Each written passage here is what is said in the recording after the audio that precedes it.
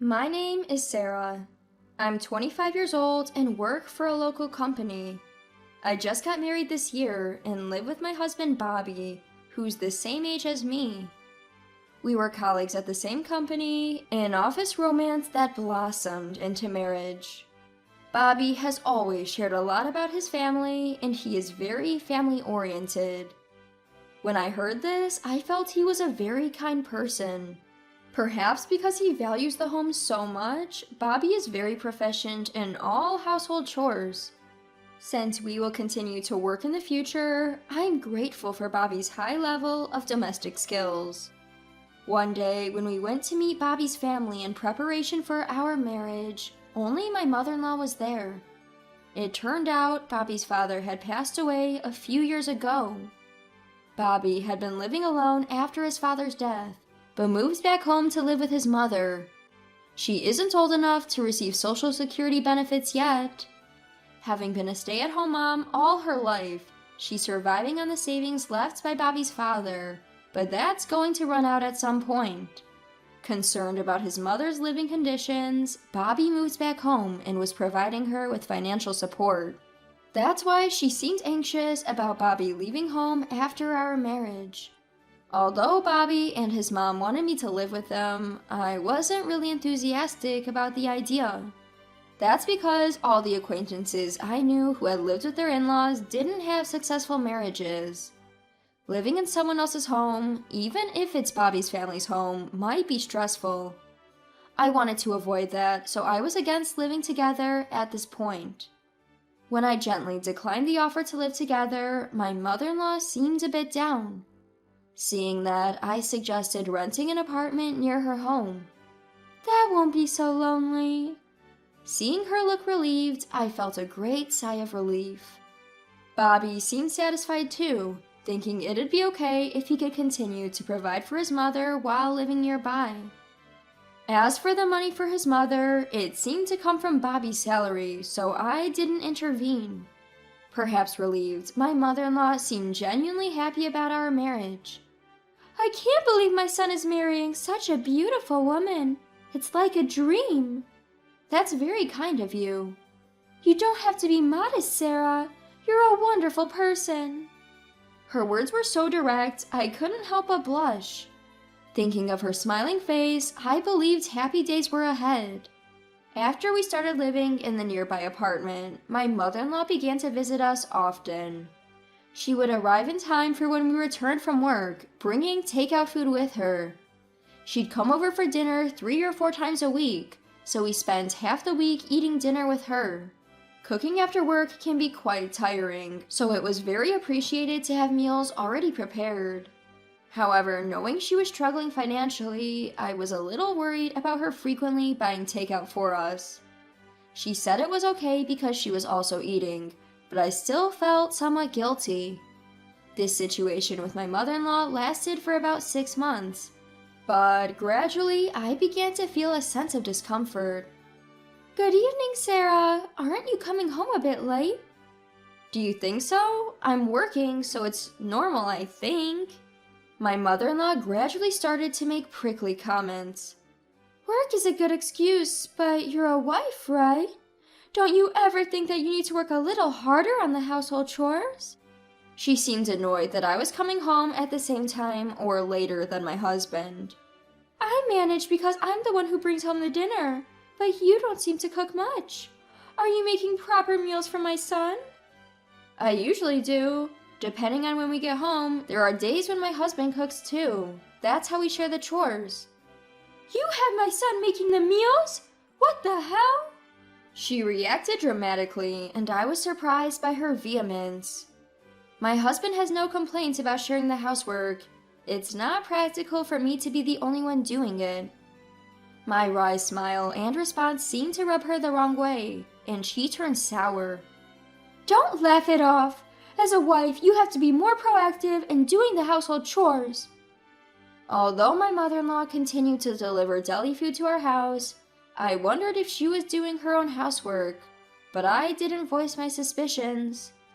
I've been delivering dinner to your place for half a year now, but you don't do anything for us. I appreciated her bringing us food, but I never asked for it. Besides, she eats what she brings over to our place. She doesn't wash the dishes we use, I do that, so she must have some leisure too. I thought she was being kind by doing this, but that wasn't the case.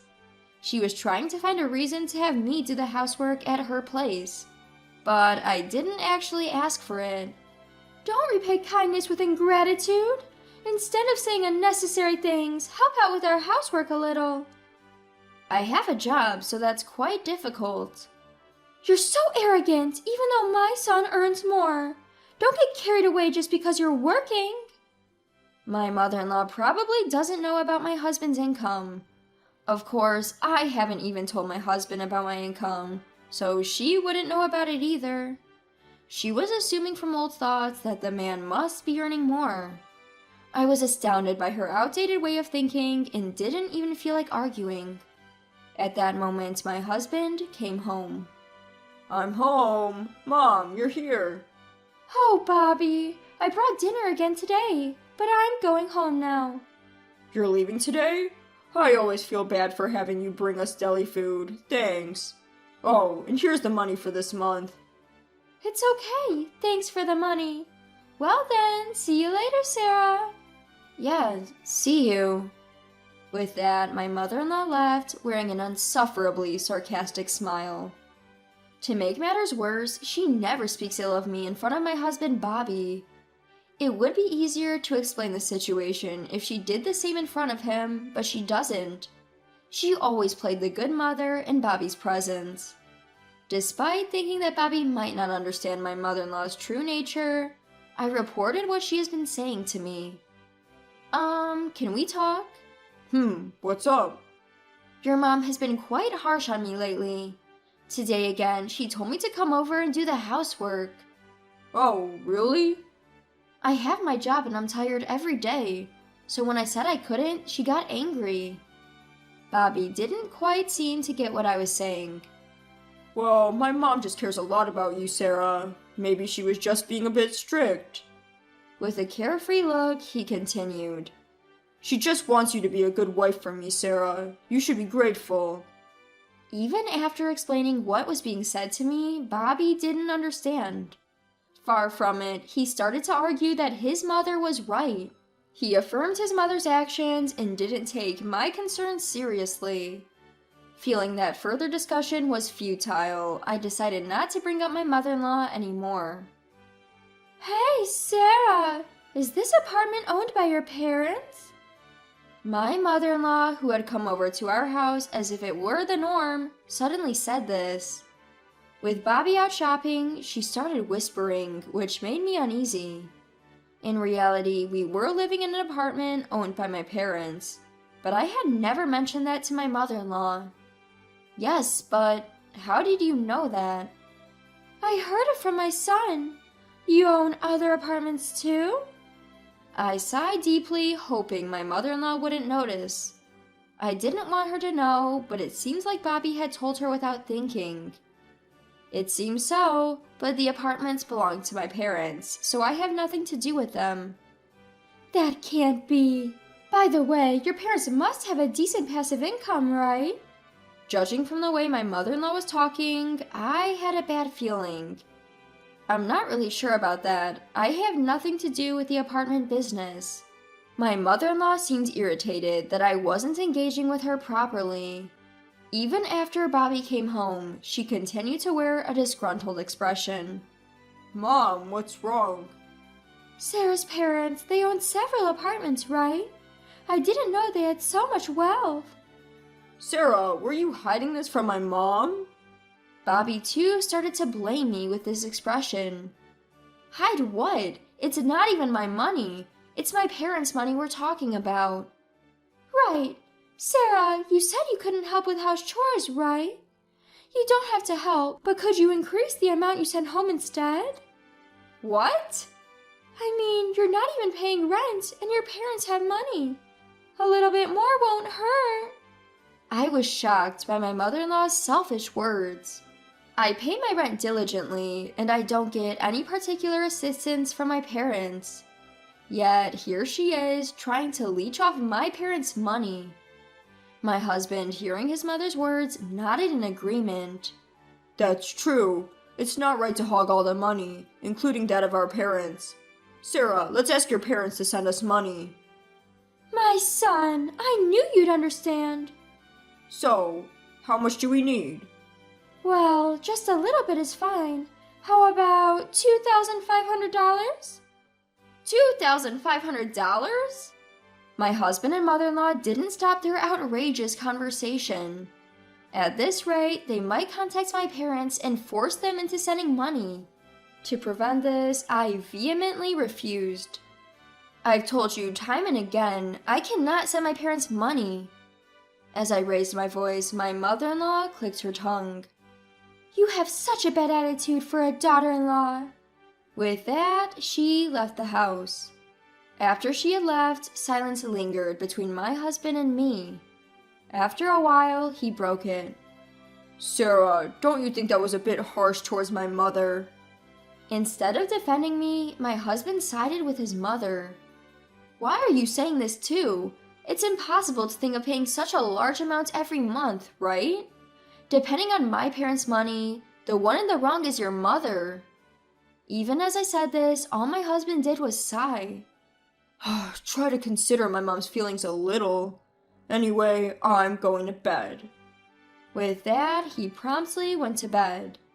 After that, my mother-in-law did not visit our house. She probably didn't want to see my face. Instead, she started calling often. The calls were always about sending money.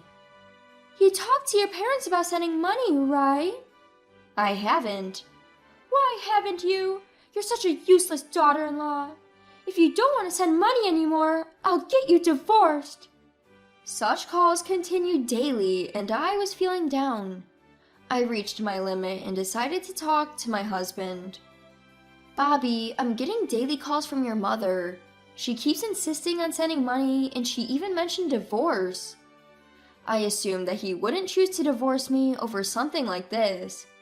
But my predictions were completely wrong.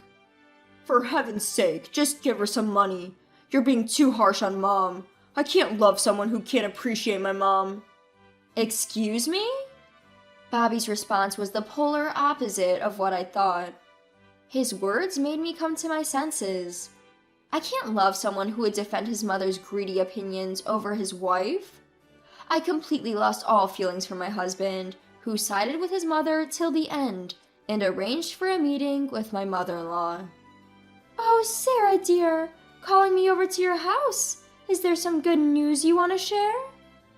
My mother-in-law was beaming, certain that I had decided to give her money. Well, it might be good news for you. I said that and showed her the filled-out divorce papers. I really don't want to send you money, so I'm getting a divorce, just as you said. Bobby said he can't love me anymore, so it's okay, right? What? Also, I'm the one on the lease for this apartment. Please sign the divorce papers quickly and move out. Looking at the divorce papers, their faces turned pale as a sheet. No way! I might have mentioned divorce, but it was a joke. I had no other choice because you're being so stingy. I was kidding too. Don't take it seriously. The two of them, desperate for money, were pathetically making excuses. Not a single apology was directed towards me. I felt nothing for these two who only thought about themselves. I see, but it was you who suggested the divorce, right? I just followed through. As they realized that I was serious about the divorce, the two of them started to get frustrated. All you had to do was cough up the money. I can't stand that self-righteous attitude of yours. Cut it out. Facing the two of them who started shouting, I showed my phone and said, I've recorded everything you've said. I might be able to get some compensation if I take this to a lawyer. Or should I call the police right now? Upon realizing I had evidence, they quieted down instantly. Realizing his fate, Bobby filled out the divorce papers, packed his belongings, and left, never to return to this house again. But my mother-in-law was a different story. After the divorce was finalized, I started living freely. Bobby moved back to his parents' house. My ex-mother-in-law, seemingly desperate for money, started berating Bobby, who divorced me. I sometimes ran into Bobby at work, and he always looked exhausted. She started stuffing my mailbox with papers scrawled with nasty words, and even scratched my apartment door. What is this? I'm sure it's her. I was enraged when I discovered this. The security camera had clearly captured my ex-mother-in-law's harassment. I didn't hold back and reported this to the police, providing the footage as evidence. The police, aware of my ex-mother-in-law's rants at home, promptly issued a restraining order. Of course, I'm also billing her for all the repair costs for the apartment. Living off her husband's savings, my ex-mother-in-law couldn't afford the repair bill and ended up making Bobby pay it. Feeling responsible for the divorce, Bobby is dutifully paying in installments. After this failed marriage, I had been pessimistic about love. However, 2 years after my divorce, I found a new partner. We were dating with marriage in mind, but I didn't want any money-related issues to arise later. Actually, my parents own an apartment building. I don't get any of the money, but my ex tried to force me to give him some, and we ended up getting divorced. Wow, that's something. It belongs to your parents, right? How greedy can someone be? It's good that you got out of there safely. Hearing my current partner's opinion, I feel truly relieved. Not everyone thinks like my ex-husband and ex-mother-in-law.